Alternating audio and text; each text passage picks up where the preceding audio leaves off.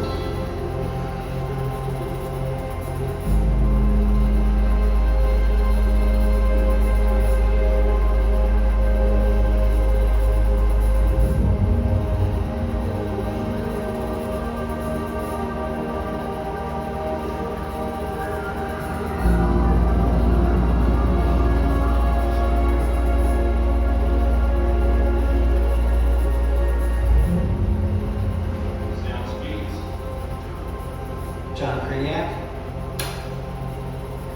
David Carter. My name's Harold Lucas. Jim Went. Dan Schwabi. I feel like I'm in the Three Stooges. James Wintrow. Jared Reese.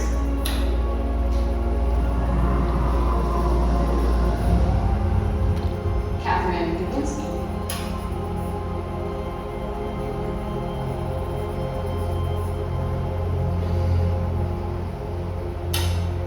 Favorite time.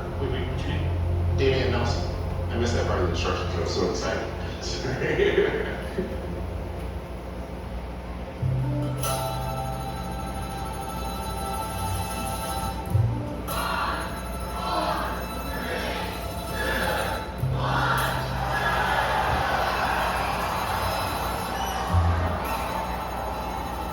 Oh my gosh, where do I run to? Getting better now. Because I promoted the Eagle, I will always love the Eagle. Which fire would I run to? A little different because I had my grandkids with me. And Maybe the Wizard. I'm gonna outsmart him and I'm gonna go left and go to Goliath. Original. The ride I'm running to is going to be, this may sound cliche, but Batman the Ride. I go back to my favorite, the American Eagle. I think the best first ride is Wizard because it's just fun. The Demon. Believe it or not, I like to go to the railroad. Probably the first ride we get is Michael. Oh, easy. The Wizard. Goliath.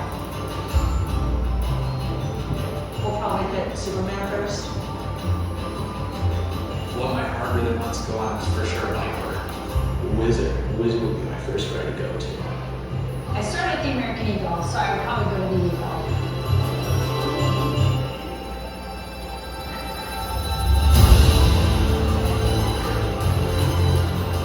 It's interesting how these things come together. You know, things that you never expect.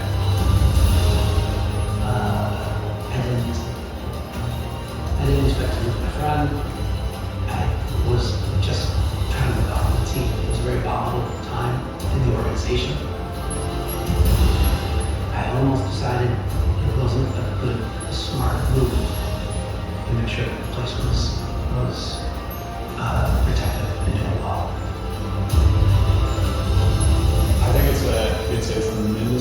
unique and an awesome responsibility.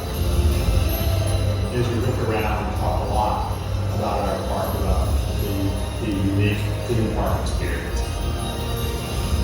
there is a very much a sense of family and community. Yeah, this is home.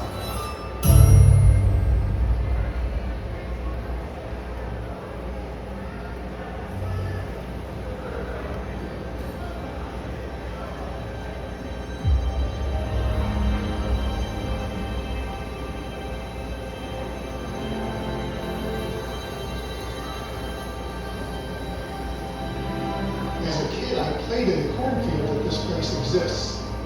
I knew the family who owned the house across the street, so we could see the construction, we could see all the building that was going on.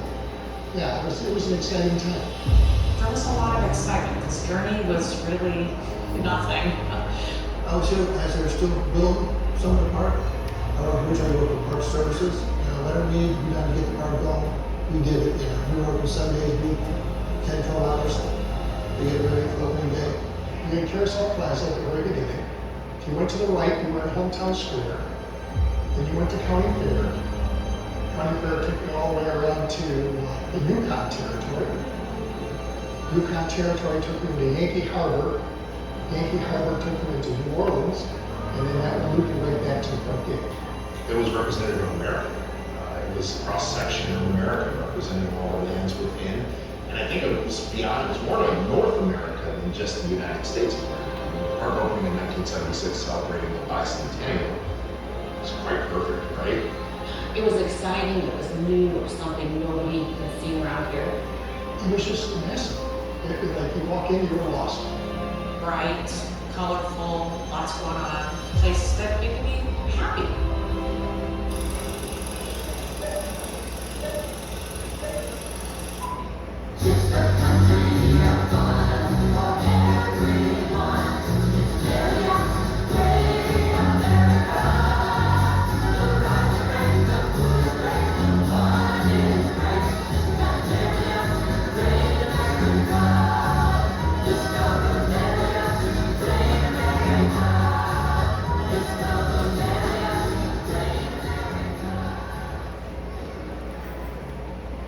Parades Great America is dedicated with pride to millions of people who will come through the gates of this park in the years ahead. As you go through this park, may you enjoy many fun-filled hours, and in leaving, take with you a lasting sense of the greatness of America. When the park opened, people came here for the shows. And the shows were really important at that time in particular because there were fewer rides for people to walk, so it was a prized thing to do during the day. And we had people would line up hour before the shows. In those days, we had live orchestras. It was amazing, and the talent that we found on a regular basis was amazing as well. Our park was a circus before the big tent was on in County Fair. That was open, but they had trapeze, tightrope walkers. There was an elephant here, a bear, a lion, 2 dolphins, and 3 chimpanzees. We would go after hours and meet with the trainers over there and go pet the dolphins, and that was kind of fun, you know. And one chimpanzee who was called Zippy, they used to put roller skates on, and you go down to Cafeteria and eat with us. In the music hall, when I first started in '79, there was a show called Silver Screen. It was all movie musical songs, basically. The Bugs Bunny Show. That was a must. You had to go see the Bugs Bunny Show. Which was sort of a staged, like late night talk show sort of thing, which was Bugs Bunny's life story. They had a lot of outdoor entertainment also. The parade to me was like one of the most exciting things in the park. You got to be out in the park and you're with other performers. And it was fun. They had, in Yukon territory, they had these climbers that would climb up these 2 big tree poles off the top and race back down.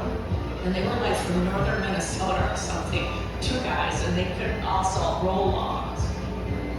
We entertained millions of people every year, but the Marriott years were incredibly special. I think of all the wonderful, talented people that shared their talents with us.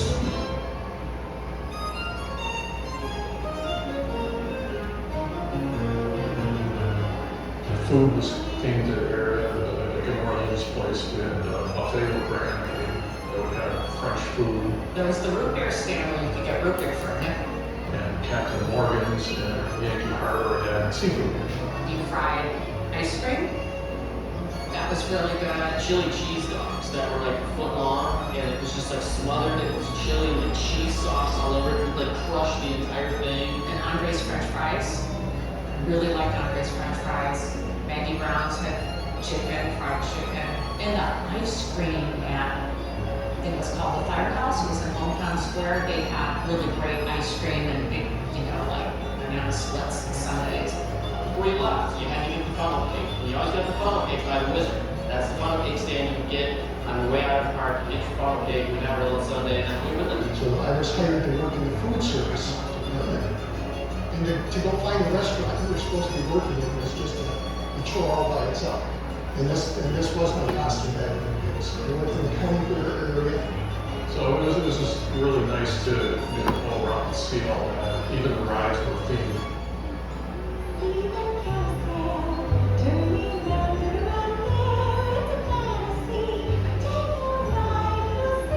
I love the carousel, which is a simple ride, I know, but it's so nostalgic. That is the icon of Great America, that carousel.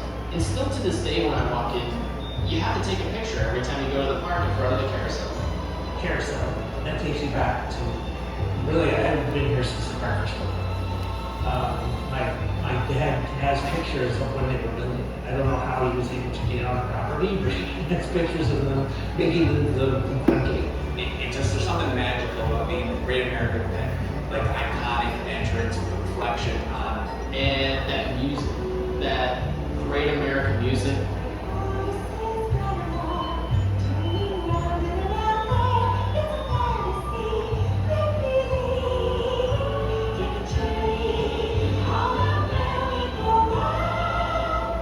It just sets the stage for your day.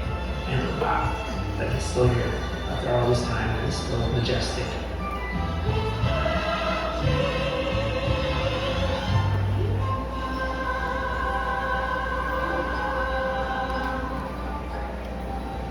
First thing I did was turn of the century. I loved it. That was my favorite ride in those early years. Turn of the century became Demon. And instead of having the two vertical loops after you come down off the first hill, there was two camelback hills.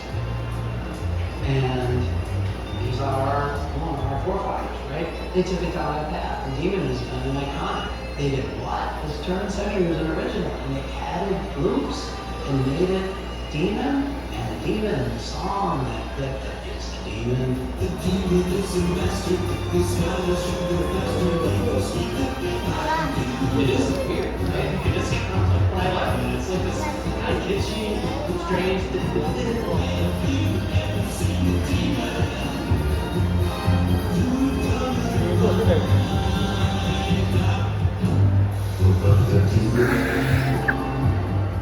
Well, I like the Wizard.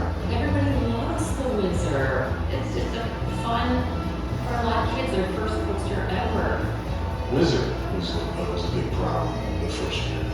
When they built the ride, it wasn't a catwalk, so you couldn't walk the guests down. I can remember loading a young lady off of break one that was frightened to be up there. She would get out of the car, finally I convinced her to get out of the car, and I carried her down the walkway. It was fun times. Nobody ever got hurt. We love the edge. We love the edge. I would always run to the tile loop. First coaster I worked on was Metal. And actually, that was one of my favorite rides to ride. So early in the morning, we would be working on other rides, and they were testing it. We would run up there and get on.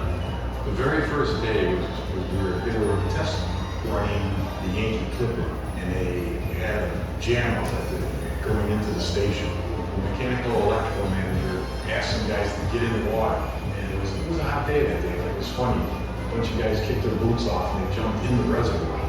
You know, he needed them in the trunk. The guys were out there swimming around. It was interesting first day. I worked on the train. If you were the conductor at the back of the train, you got to say the spiel. They did not have a canned script. And so, I mean, it sounds like true, but it was really fun. You could have your own jokes. Well, I know at the end I would say,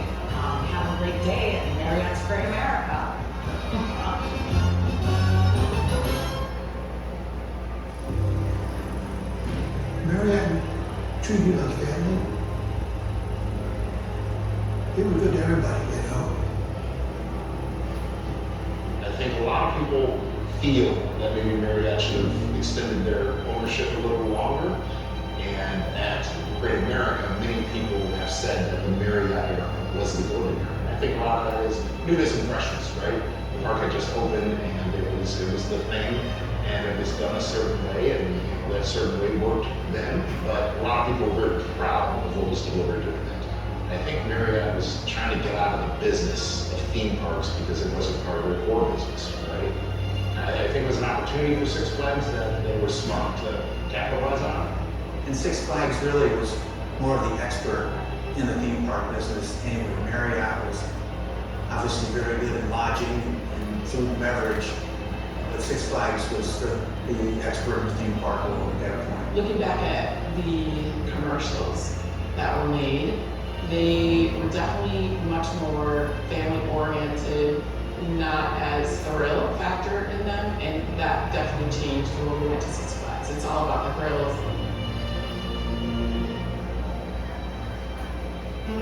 There was an old ride called the Tidal, which was super popular here. When the decision was made to take that ride out, people weren't really happy about that at the time. We as a company and a park were willing to take a risk on an unknown manufacturer and challenge them to put something together that people would love. And I had just about to pursue it with, and that was Walter Wolter. He said, I can do that. And I said, well, okay, so let's do it. This is their own park, right? That there was where they got started. We built Iron Wolf was down before they were being out. It was a roller coaster, and it had the city below the track, but it wasn't fixed. So you would just go through curves and you would swing. I think that's pretty cool. But what if you could go through loops? And until you went through loops, it's not finished. I had complete confidence in Walter in terms of the ride design and what it was going to do. They were like, they want something special and unique, and then they worked together to come up with that coaster design.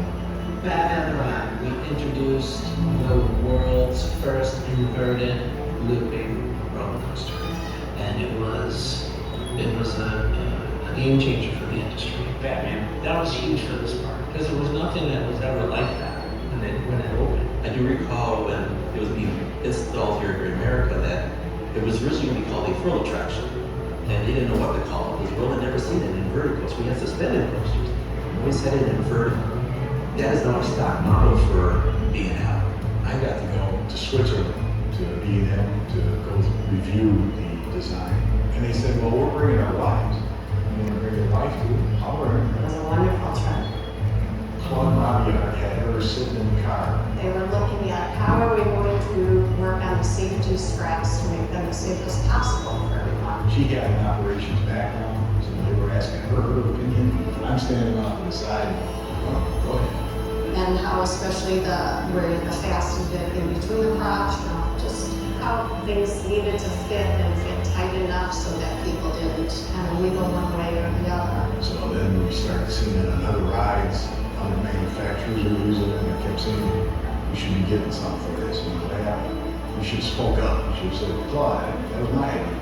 And that was my big input to the Batman ride. What a great job. Yeah. They are built to withstand time. We enjoy, riding them and as much as working on them. I mentioned it to the people in Switzerland. It says, we have the Cadillac roller coasters, and they corrected me and said, you have the Jaguar roller coasters. I rode it the first time. Walter was there, and we rode it together, and we were screaming like crazy. And it was so exhilarating. It was maybe one of the coolest experiences of my life. We tipped over 3 million in attendance for the first time in the history of Great America. Batman was a game changer for all of us. It was a really cool thing. It came out at the same time that the movies were coming out, so we got some really strong brand awareness out of that. It really captured that feeling that was going on. People excited about the movies, and here was a ride right through the movie, really. When I got off the ride, it's like, oh my God, this is so great. Oh yeah. I'll remember that to the day I die. Pulling it off. It was a big challenge. It was massive. We closed up all of Hometown Square to stage the big precedent that really opened that ride. There was no time to rehearse it.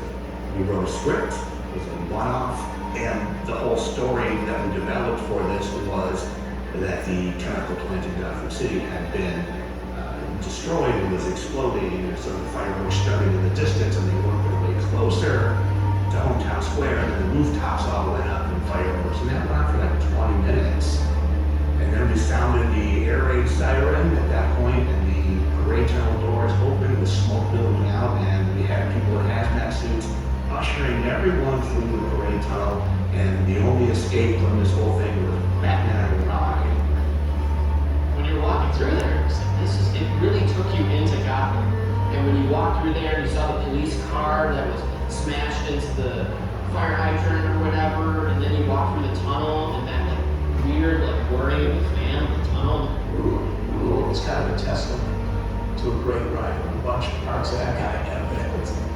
I didn't think of it at the time, but looking back, I'm like, I rode the first B&M invert ever, and I loved it.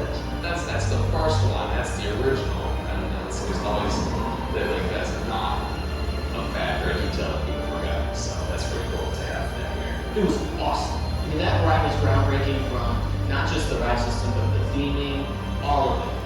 It really is one of the most iconic coasters ever. It really put B&M on the map, put Great America on the map. And I think it was a big game changer for the park. We can have some really cool roller coasters here. And to me, that was the start of the line. The Greek Batman was so different in such a big leap. It paved the way for people getting more creative and doing bigger and better things. And the fact that you still have B&M out there doing it with you, it's the best case. Best case.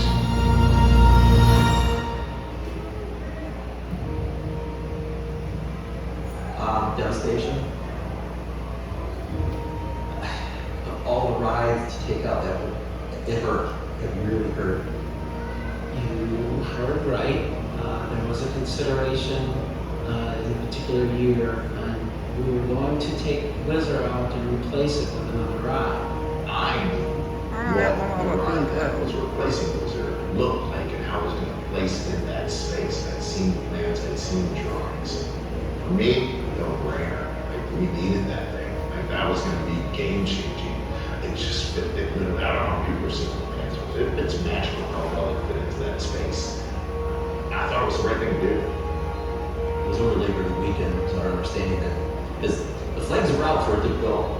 I don't even know if I can put that into words, because we were hearing that even just the general public speaking out, that it's like, we gotta save the Whizzer. There are some people who had to put forth a lot of effort to tell us how dissatisfied they were with that decision. Like what? Like, you can't do that. That's the foundation of the park. Oh, they're getting rid of Whizzer? I was sick about it. Oh, that would have been a tragedy. Don't ever tear that right now. Please. You can't do that, right? It was devastating news for sure. It was pretty aggressive. I think there was a petition actually that got a good number of signatures. No, you can't go because you're taking away a piece of the park that is like essential. What are you thinking? It's like, what am I thinking? I don't know. I'm thinking I'm on your side. At this point, when we contemplate or bring in a new coaster, anything of significant size, we're making a trade. It creates difficult decisions. Like, you can't do this. Like, there's got to be a way to save this.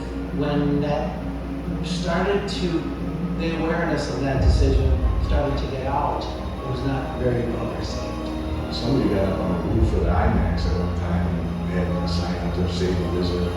We had an army. We just didn't have one guy out there flapping his mouth. We had an army saying, no, you can't do that. There was visions of people out there chaining themselves to the Whizzer and we were going to try to take it down. So it was a uproar. The outcry was so loud, and the pushback was so loud, not just from me, but from the public. And when you get the people on your side, you know, most of the time you win. What I was happy to hear though was that so many people protested. And I said, well, I hope it'll work, you know. And I guess it reached the proper ears. And then just for them to turn around and say, "Psych, we're not doing that, changing plans, you know, we heard you guys, and we're gonna go ahead and put it over where the old shockwave was." I think that was awesome, and I think that was the right decision. Jim Wintrow was the president here then. He made the final decision, talking with B&M, and they came back and basically said, we can make it work. The fact that it's there, you did survive that, and you still have Superman, which is a fantastic ride. It shows that they realize what they have. Sometimes you just don't realize what you have. And what was great was that they listened and they actually said, you know what, we're not going to get rid of it, we're going to keep it. I give all the credit to the people. I said, you saved it. I was here along for the ride. I don't take credit for that, even though I fought hard to keep it. Without the public support for that, it would be gone. And I can't imagine this park without it. And I know that there's a lot of work that has to go into maintaining it. And I think it really connects the past to the present and the future. And I hope it's always here, because I think that's what ties all those years together, all 50 years. That was the legend of why the Wizard is still running and thrilling guests and kind of a lot of folks' first roller coaster. And I think it was a big decision. Keep it on.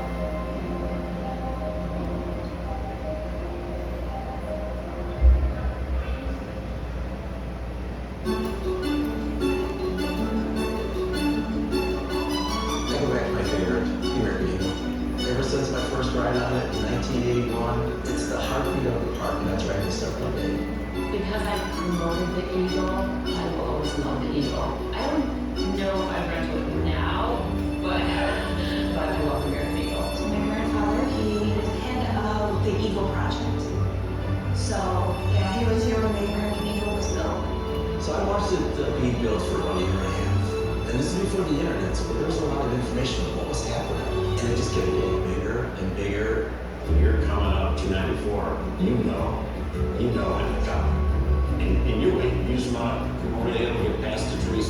All of a sudden, I see the magic of the American Eagle from the expressway. I said, now I know. That's like the namesake of Great America. Well, there's always a saying about a wooden roller coaster is you never stop building it. We spend a very large amount of money getting portions of the track redone. Now, I've had to carry track up to the helix, and I've had to carry track halfway up the hill. That's a lot of steel to carry up there, you know. I usually got 2 or 3 guys to climb up and hold the steel. They got some muscles. Over the years, people that have worked on the ride have signed it either in Greece, because it's in the motor house, and they can just put their name and say, you know, Brian was here. Sometimes the train wouldn't make it quite all the way up the helix. A car or two might be hanging, and we'd go out there and push the train, and hopefully the train grab you and try to drag you along. It's also a nice white backdrop, especially at night. It just really lights up. Every year for 4th of July, we would take the big floodlights for the American Eagle, and we would put gels on them and make them red, white, and blue. But in order to do that, we had to get into a railroad, because the helix part of the American Eagle sits out into a retention pond.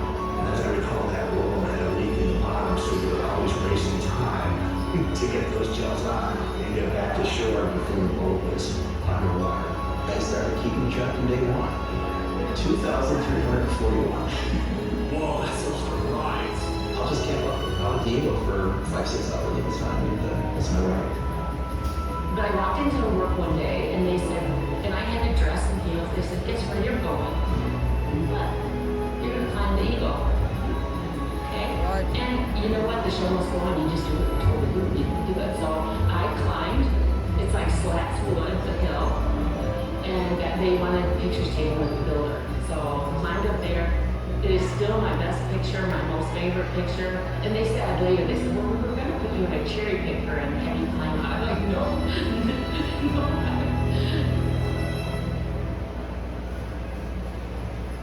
You know, there's a lot of rumors. I think I would have been heartbroken. I think that if they had taken out such a classic. It would have been a big loss of history. No, I did not know that. Well, never gonna happen. Were they really thinking about doing that? Fred Miller, Rocky Mountain, and Alan Schilke. The two of them were the main people from Rocky Mountain area that day. We went out to Eagle. And they were talking about whether it was going to race, whether they were going to take two coasters and make it into one super long coaster. They basically wanted to do what they did at Colossus out at Magic Mountain, taking a double racing roller coaster and basically making it one ride. My personal initial thought was excitement. Wow. I said, that sounds great. That's what they do. They're fantastic at that. I came to understand, maybe our maintenance director didn't quite share that enthusiasm, so. It made sense there, but it didn't make sense here. Took them out there, and I started talking to them. We were underneath the ride where I was running, and they noticed it too, that this ride isn't in bad shape. This ride's solid. And they were like, why do you want to go on this nostalgic wooden roller coaster? I don't want to. Our maintenance director, Gary Pullman, very strategically on his own, as they were heading out to Eagle, walked them through the area that had been vacated when we moved Iron Wolf. And I said, what could you do here? And Alan's eyes lit up. He started talking right away about a 90-degree drop. They were talking inversions, drops, speed. They were really excited. I understand that there are plans for what the Eagle could be, a treatment of IRMC on the Eagle. Those exist. What we also got from them was a plan for what they could build in that space that Iron Wolf sat on.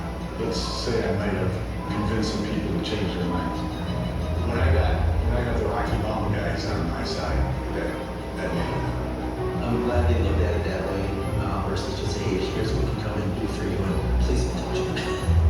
I think the fact that it's still here is a testament to, people wanting it. I'm proud of the park for committing to that. But then, when they built Goliath, that was awesome, because when you're thinking of a wooden roller coaster, you're never thinking about turning upside down. It did that in addition to dropping you straight down, which, that was intense. Hank, our president at the time, 3 world records. This thing is going to go upside down. This is going to have the steepest drop on a wooden roller coaster. It's going to be the tallest drop on a wooden roller coaster. Great. All of the enthusiasm from Eagle shift right over to this ride. So yeah, absolutely. There is no place to catch your breath. I go out. But once again, I did it with my hands up. Now, I'm not gonna lie, I was ready to grab real quick, but fortunately, we got to the bottom soon enough I didn't have to. I'm sure eventually something would go in there, but I can't think of anything better than a Goliath. He wanted nothing to do with messing with the Eagle, and it turned out spectacular.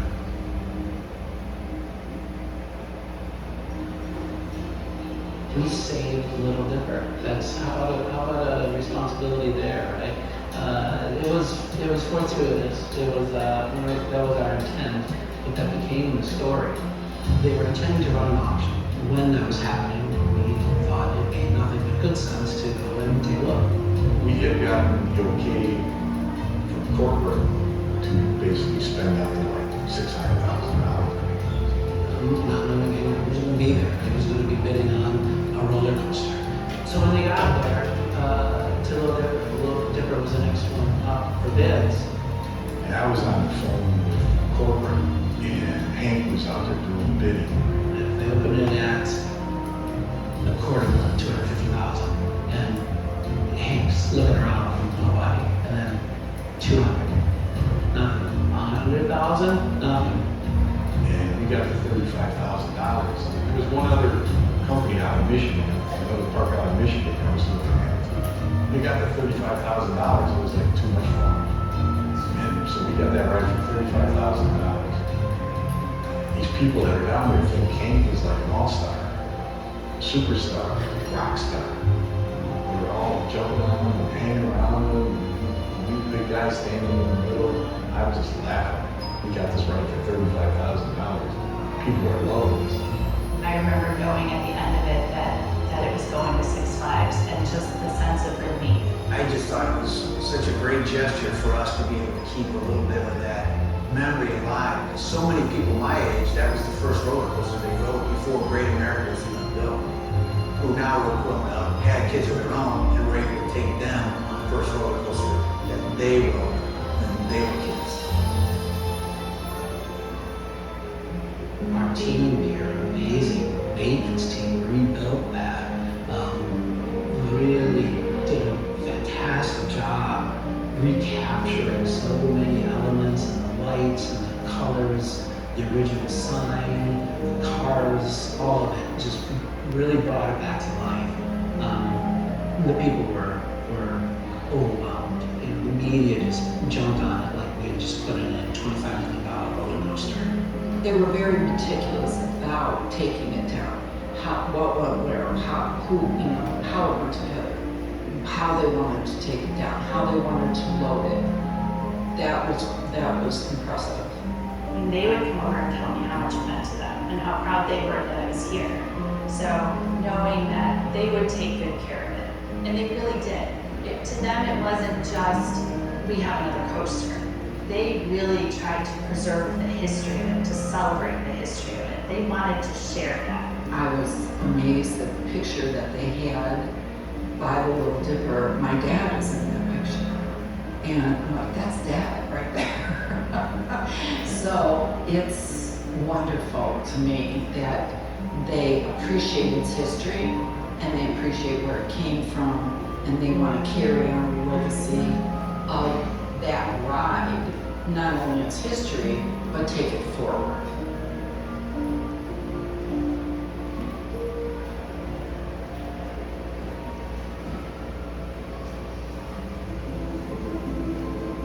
To see that, the first 70 years that it was at Kiddieland, to see the next 70 or more at Great America, is a tribute.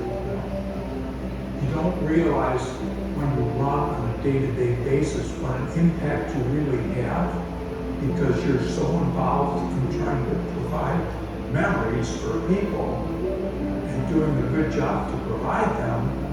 It's not about you, it's about them. To hear back that you made such an impact,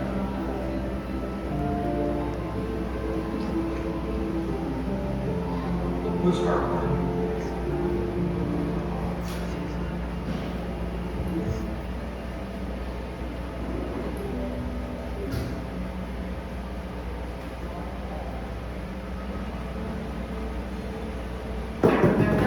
Learning from John what we would be getting in 2025 and starting the process of basically creating the story of it from the ground up. This is a giant dive coaster.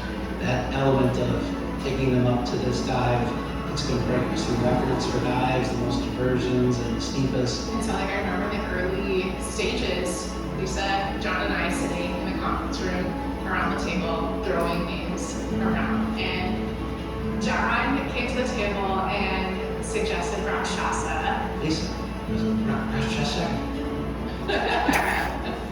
No, give it another chance, give it another try. Rachel. Say that again. Rakshasa? Okay, give it another chance. But he was really adamant about it and passionate about it.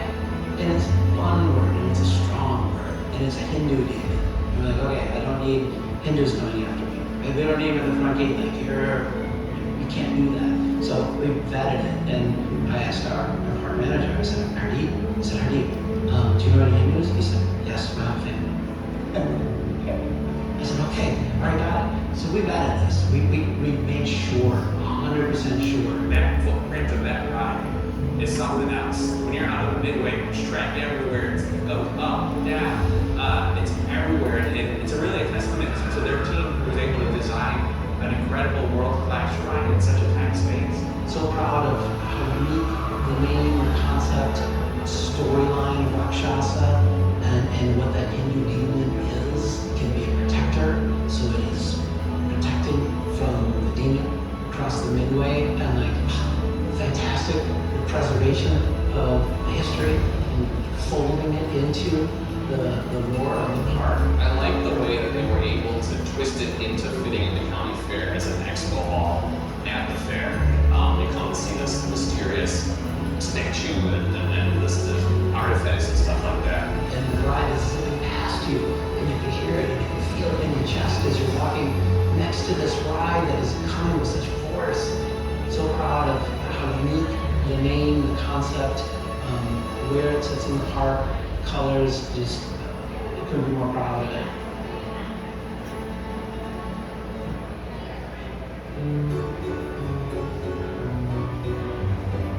There's definitely a sense of responsibility to preserve what the park was meant to be.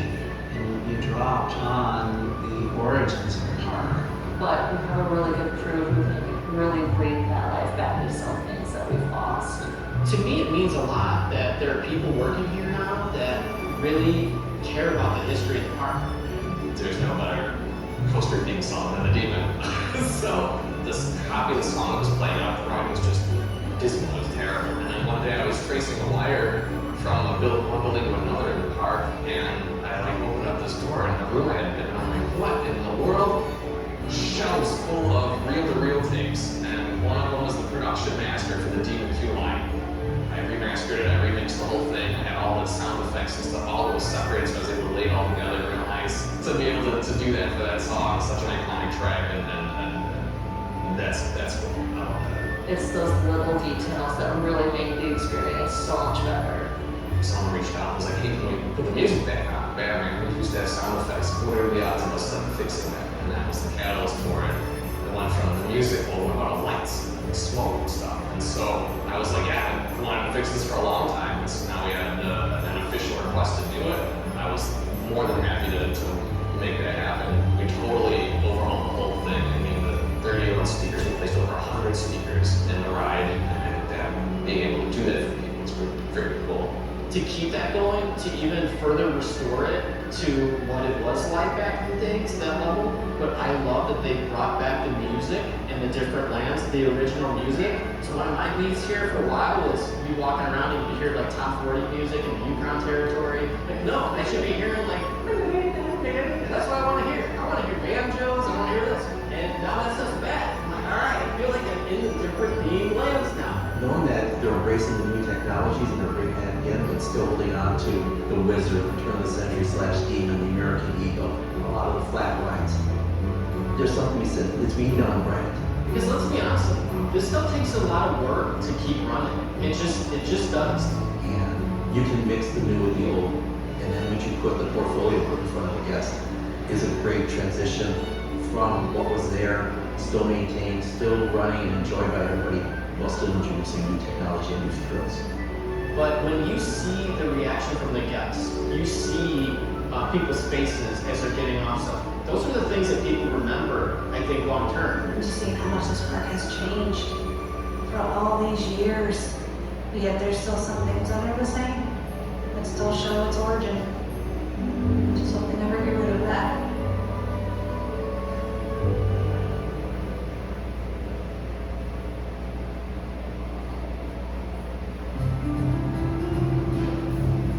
From the time the place was built to everything we've done through these now 50 years, it's a spectacular park.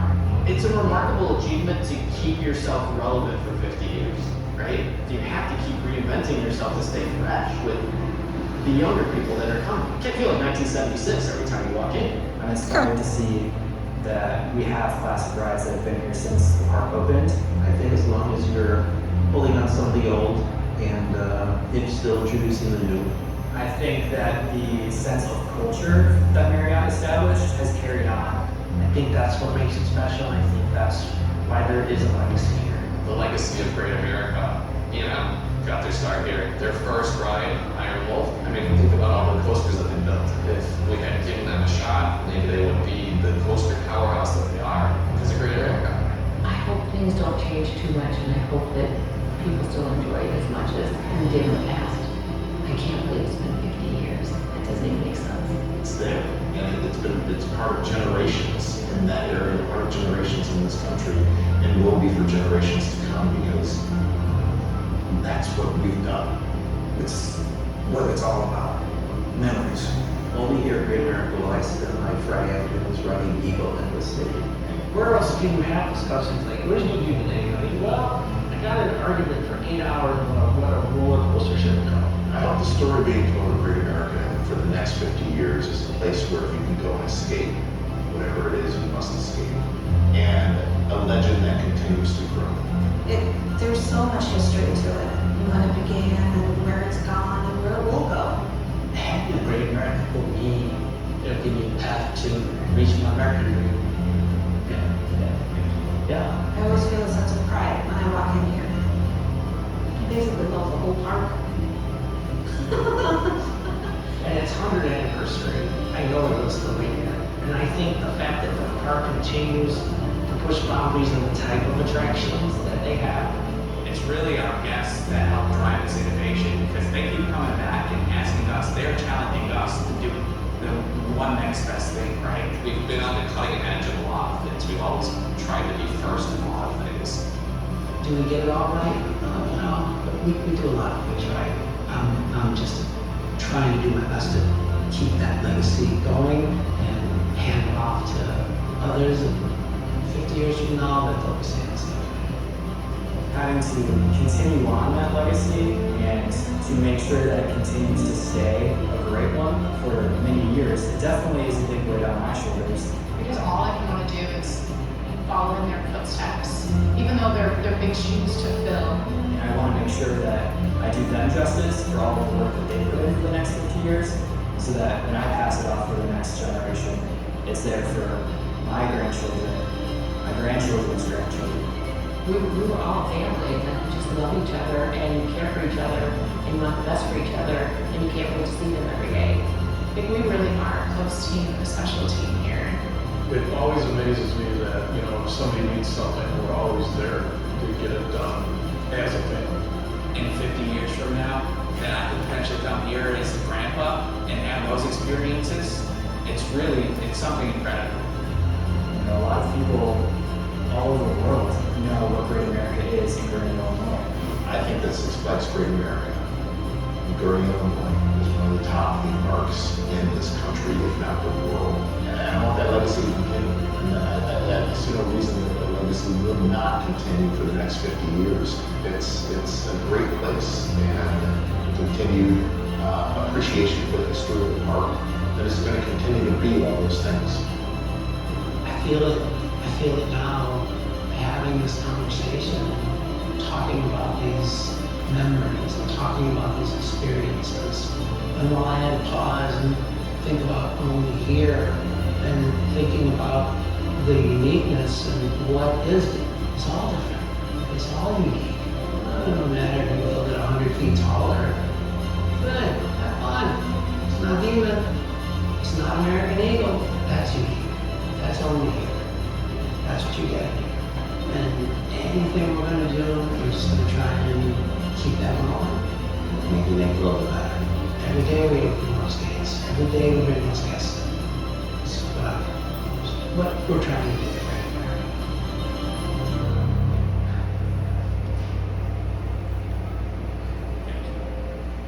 Thank you very much.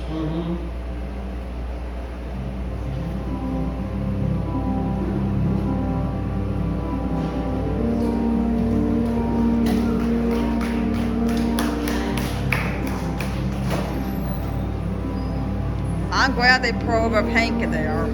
I know who was the president before Hank until I saw this. That was news. They didn't say anything about raising max for us. But I guess those are not those people's favorite coasters.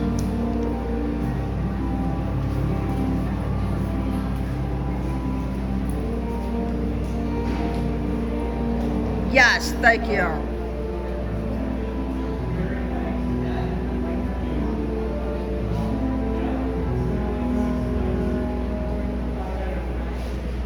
I appreciate you pouring a memory of Hank, especially at the end. Oh, that does it. We've also screams and dreams. Yep, just garage.